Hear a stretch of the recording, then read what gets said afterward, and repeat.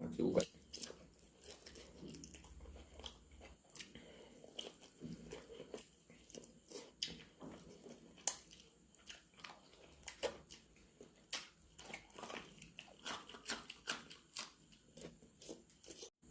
Hi friends, welcome back to my channel. Ngasi aina chajagadorisi mutton handi haibadi hamenga leibaki chapu da thongbane moi maitan ga toraga moi sida yamna famous oiba chinjagni sisu chapu da thongbane beef handi hai tare moi local language ta beef handi hai sina mutton handi hai adu ani si exactly ai karam da yaurino beef na si oiribra ai khangjatre se hangdoga yengsi ai Propaganda confused होई रहे बगा से Hong दो कांदे Young से ma'am comment हो नोय दो ma'am Hong दो चरगे स्मोय से का फजना याम ग कतोरगा तैरगा मनिन धोक्तनबा प्रेशर कुकर की मोंग the कतोरगा तौबिनेबा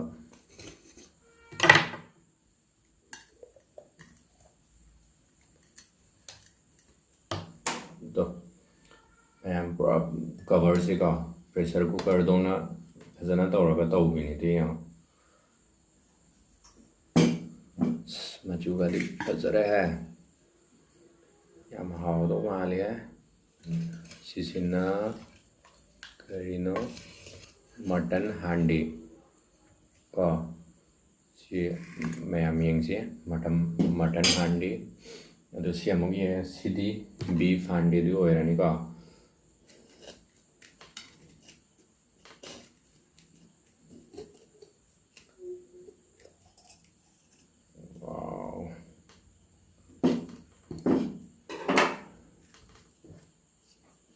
xem hàm to giờ là hàm mà chú cái đi này đây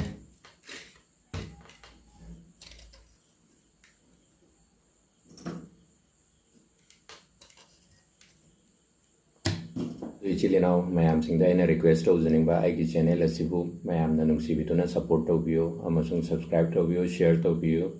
mày làm cha na ba hậu rồi xí cha ba xí Karmana hana hausi ke siam di ame ko ani si so kg ama khar hen bane moina hai bade ado ka no di to seng na khang de kg ama gi he le hai si so kg ama khar he le hai ko sieng che mem san sa sin haura ke ka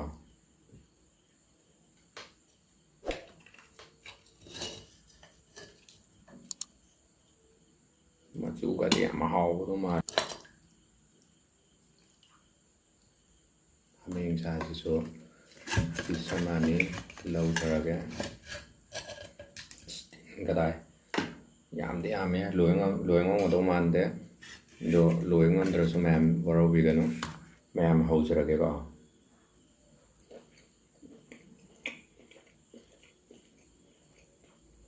xiêm hậu đấy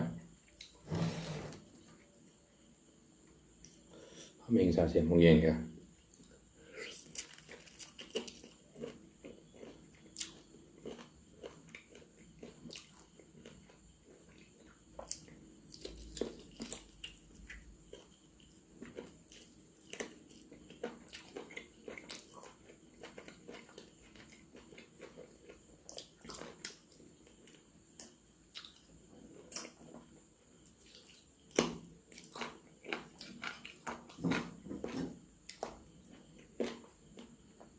Sao rồi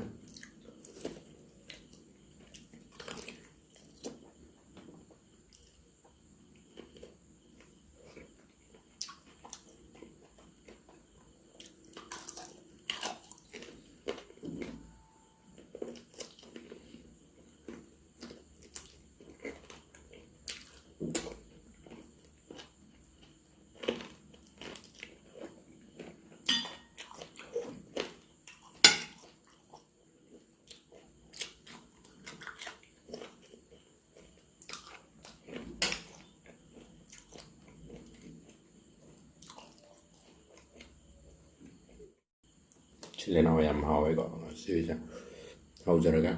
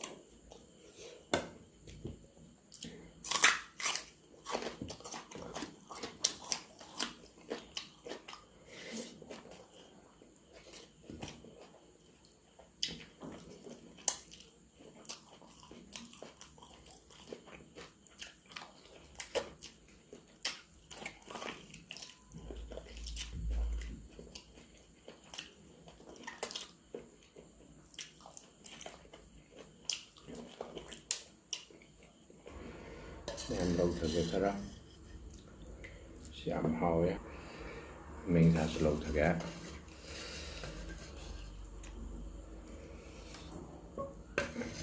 ꯃꯁꯤ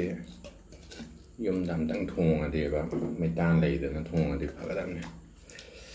ꯃꯩꯇꯥꯟꯗ ꯊꯣꯡꯕꯁꯤꯅꯅꯦ ꯒ꯭ꯌꯥꯁꯇꯁꯨ ꯌꯥꯕꯕꯨꯗꯤ ꯌꯥꯏ ꯍꯥꯏꯕꯅꯦ ꯑꯗꯣ ꯌꯥꯝ ꯍꯥꯎꯔꯦ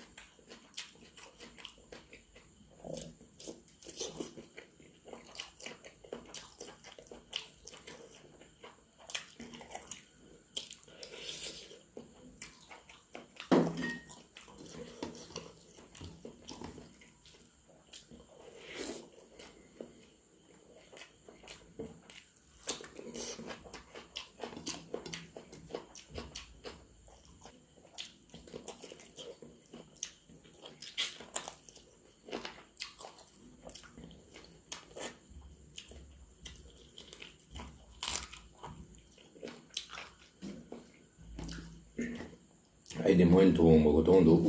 ꯎꯕꯗ ꯃꯨꯜꯂꯣꯏꯗꯕꯒ ꯈꯜꯂꯦ ꯑꯗꯨꯗꯨꯒ ꯐꯖꯅ ꯃꯨꯜꯂꯦ ꯍꯥꯎꯋꯦ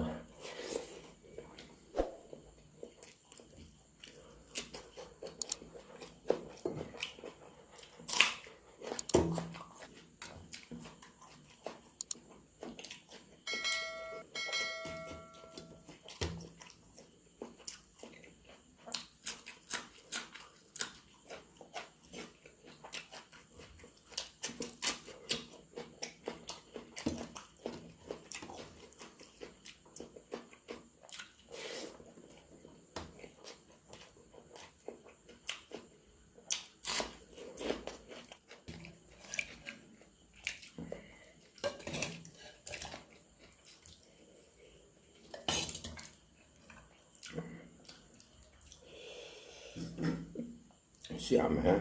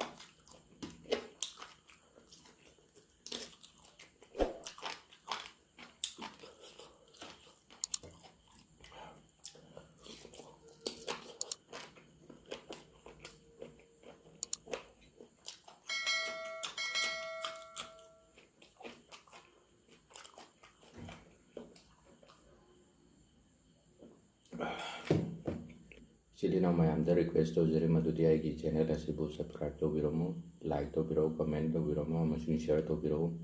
असगुंबा नुंगाई वीडियो मैम सिंग आई मतुंग दसु पुथोक्चरक्के बाय।